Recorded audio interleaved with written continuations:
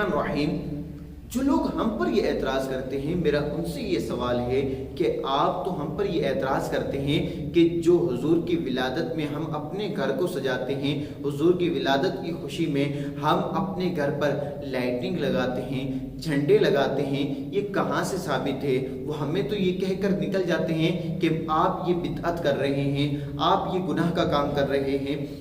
تو میں ان سے مخاطب ہو کر کہتا ہوں کہ مولانا صاحب، ہم اگر یہ بدعت کر رہے ہیں، ہم یہ گناہ کا کام اگر کر رہے ہیں، آپ کے نزدیک یہ گناہ ہے، تو جو آپ اپنے بیٹوں کی شادی میں، اپنے گھر میں اگر کوئی شادی ہو، اس میں جو لائٹنگ لگاتے ہیں، کیا کسی صحابی سے ثابت کر سکتے ہیں کہ اس صحابی نے اپنے بیٹے کی، اپنی بیٹی کی شادی میں اپنے گھر پر لائٹنگ کی تھی؟ کیا یہ آپ حضور سے ثابت کر سکتے ہیں؟ ہمیں تو آپ تھوپ گئے کہ آپ نے یہ جو ہے گناہ کا کام کیا، بدعت کی۔ دیکھیں مولانا صاحب کہ بدعت کی دو قسمیں، ایک ہوتی ہے بدعت حسنہ کہ جسے اچھی بدعت کہا جائے، نیک کام کی بدعت، اور یہ جو کام ہے نا حضور کی ولادت کی خوشی میں اپنے گھر کو سجانا، اپنے گھر پر لائٹنگ کرنا، جھنڈے لگانا، یہ مومنین کا شیوا ہے کہ مومنین حضور علیہ الصلوۃ والسلام کی ولادت میں خوشی بناتے ہیں اور اپنے گھر کو سجاتے ہیں۔ یہ ایک اچھا عمل ہے، اس پر ہمیں تو ثواب ملتا ہے، آپ کو گناہ ملتا ہے، تو وہ آپ کی مرضی۔